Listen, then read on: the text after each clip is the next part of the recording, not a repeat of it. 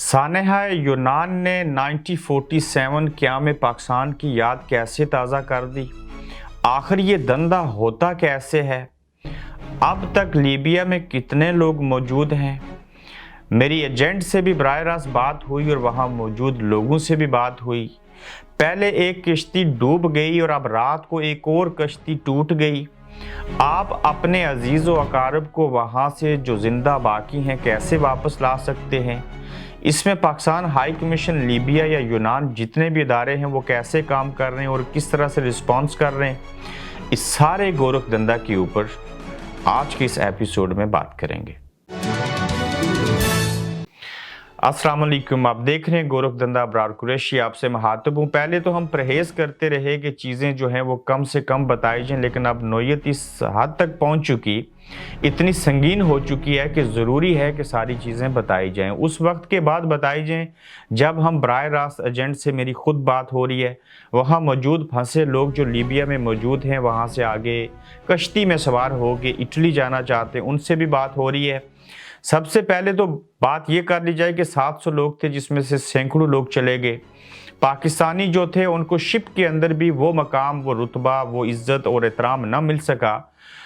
جس طرح سے حالات پاکستان میں تھے ویسے ہی ملے، اور جس طرح سے باقیوں کو ڈیل کیا جاتا تھا ویسے ان کے ساتھ ڈیلنگ نہ ہوئی۔ وہاں پہ بھی دبے ہوئے تھے نیچے، اور یہاں پہ بھی غربت کے نیچے دبے ہوئے تھے، اور اس غربت کے دبنے کے باعث وہ اس ملک کو چھوڑ کے گئے۔ آپ یہ تصاویر دیکھیے کہ جب 1947 میں قیام پاکستان عمل میں آیا، پاکستان کا قیام، تو اس وقت بھی لوگ ٹرینوں کے اوپر سوار ہو کر بھارت کو چھوڑ کر پاکستان میں آئے۔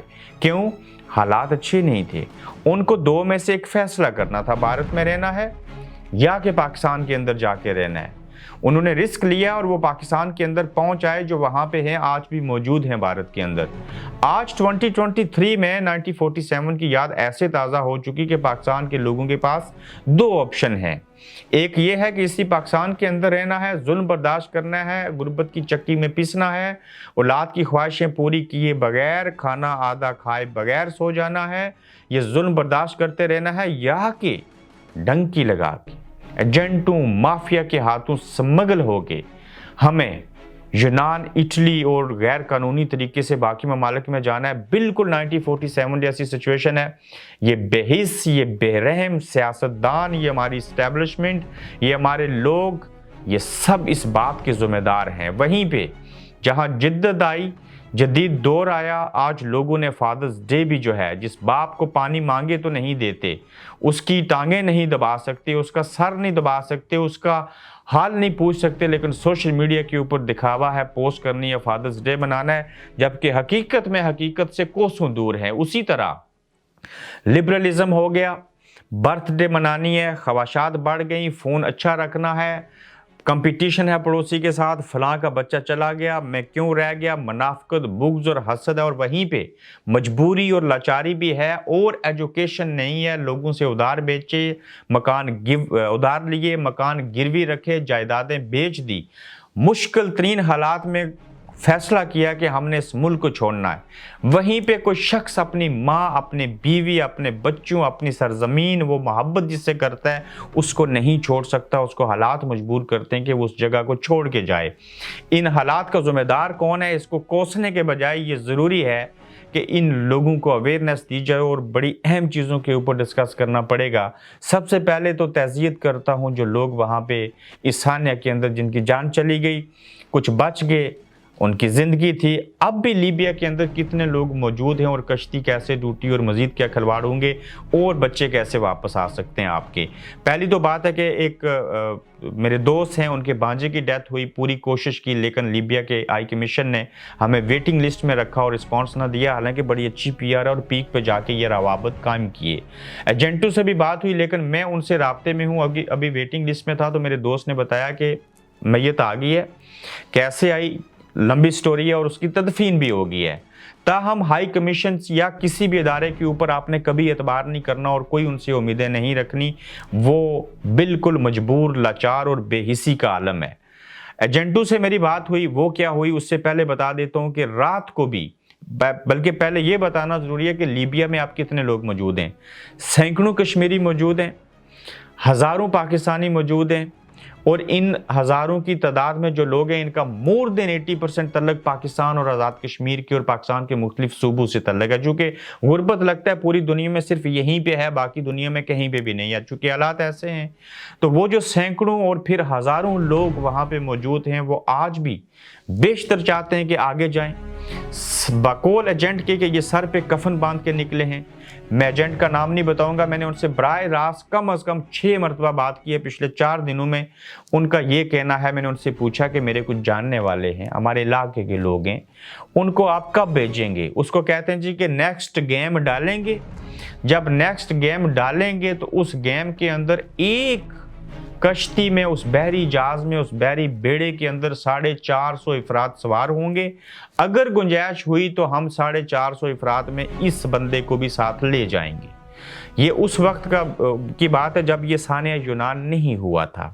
اچھا 450 لوگ اس کشتی میں جائیں گے۔ میں نے پوچھا کہ کتنا بڑا رسک ہے اور کتنے چانسز ہیں کہ وہ لوگ وہاں پہنچ جائیں گے۔ یہ جو والدین وہاں بیٹھے ہیں جو اس طریقے سے جانا چاہتے ہیں، ان الفاظ کو اپنے ذہن میں سنجیدگی کے ساتھ محفوظ کر لیجئے۔ انہوں نے کہا دیکھیے یہ اللہ کا نظام ہے، کشتی میں جتنے لوگ بیٹھ سکیں گے بٹھائیں گے، فل کر دیں گے، جتنے جا سکیں گے بھیجیں گے۔ یہ سمندر ہے، یہ پانی ہے، یہ بے جان ہے، یہ ہماری بات ہماری آواز نہیں سنتا، یہ اللہ کا نظام ہے، یہ کبھی بھی اس میں کچھ بھی ہو سکتا ہے، تو کوئی گارنٹی نہیں ہے، اور اللہ کے حوالے پہنچ گئے تو واہ بلا، نہ پہنچے تو سمندر کے اندر غرق ہو جائیں گے، کوئی گارنٹی اور کوئی شیورٹی نہیں ہے۔ ادھر غربت تھی، یہاں درمیان میں پہنچ آئے ہیں، پھر سمندر کی منجدار، سمندر کا نیلا کالا پانی، کشتی اور کشتی کا ملا جانے کہ یہ کیسے وہاں پہنچیں گے، یہ اپنے نصیب پہ جائیں گے، تو یہ صورتحال ہے۔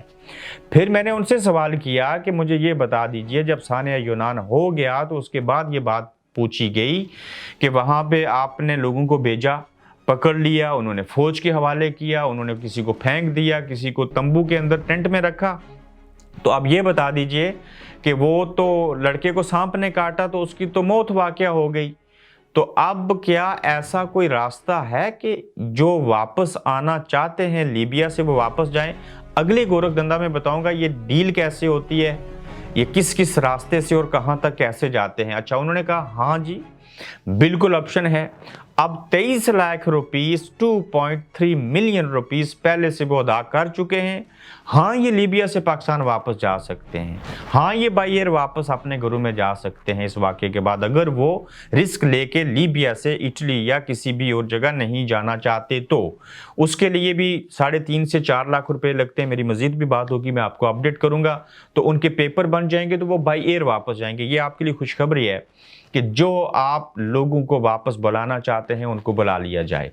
اب میری خود جن لوگوں سے بات ہو رہی ہے، ابھی کچھ دیر پہلے انہوں نے بتایا جی کہ میں صحت بھی نہیں ٹھیک، ہم وہاں پہ سٹک ہیں، ہم سینکڑوں ہزاروں لوگ ہیں، یہاں کھانے کو صحیح نہیں ملتا، اب یہ جو سانحہ ہوا ہے وہ رسک فیکٹر ہے اور ہم واپس جانا چاہتے ہیں۔ برائے مہربانی ایجنٹ سے کہیے کہ وہ ہمیں واپس بھیج دیں اور اس مقصد کے لیے پیسے دینے کو بھی تیار ہیں، تاہم حق تو یہ بنتا ہے کہ ان ایجنٹوں سے پہلے جو دیے ہیں وہ بھی واپس لیے جائیں، مزید بھی نہ دیا جائے پیسہ اور ان کو واپس بھیجیں۔ مگر وہ ایک الگ قصہ ہے۔ رات کو یہ جو گزشتہ رات گزری ہے، ابھی تاریخ ہے 19 جون کی ہی رات کو 3 بجے لیبیا کے سمندر سے ایک کشتی کے اندر لوگوں کو سوار کر کے بیچنے کی کوشش کی گئی کہ وہ اٹلی پہنچایا جائے، چونکہ اب خطرات بھی بڑھ گئے ہیں، رسک فیکٹر بھی ہے، یہ بہت بڑا انسیڈنٹ ہوا۔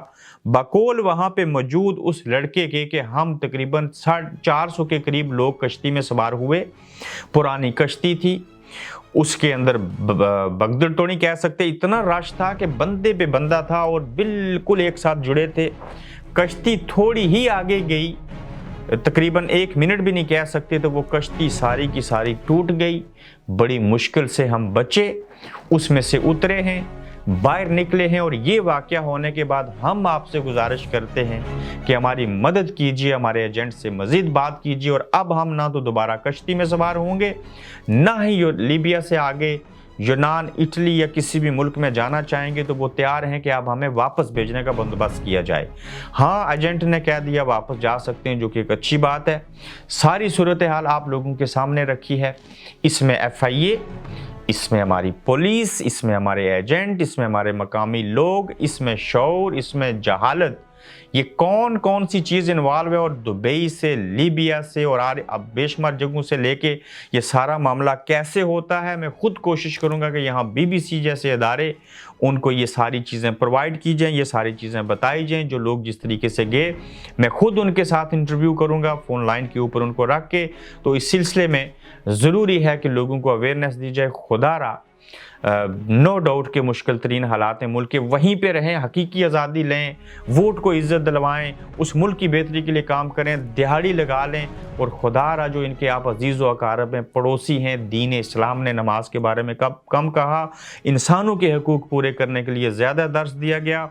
सबसे पहले आपके हकीकी रिश्तेदार हैं, फिर पड़ोसी हैं, फिर मल्लेदार हैं, फिर उसके बाद मुल्क और कौम है, उनका ख्याल रखें। बजाय इसके कि इनको एक बार 20 लाख रुपए उधार दे दें, उससे बेहतर है कि कभी कभार इनकी मदद कर दिया करें। दिहाड़ी लगा के भी गुज़र औक़ात हो सकती है, बजाय इसके कि जिनके बेटे चले गए, जिनके खामद दुनिया से चले गए, अब उनकी कौन परवरिश करेगा।